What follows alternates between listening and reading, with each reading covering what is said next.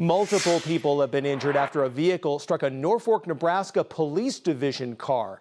The cruiser is on your screen now, badly damaged. The Norfolk Police Division says in the early hours of Sunday, an officer was transporting a person to jail when that vehicle was struck from behind. The crash happened on Highway 81 just north of Madison, Nebraska.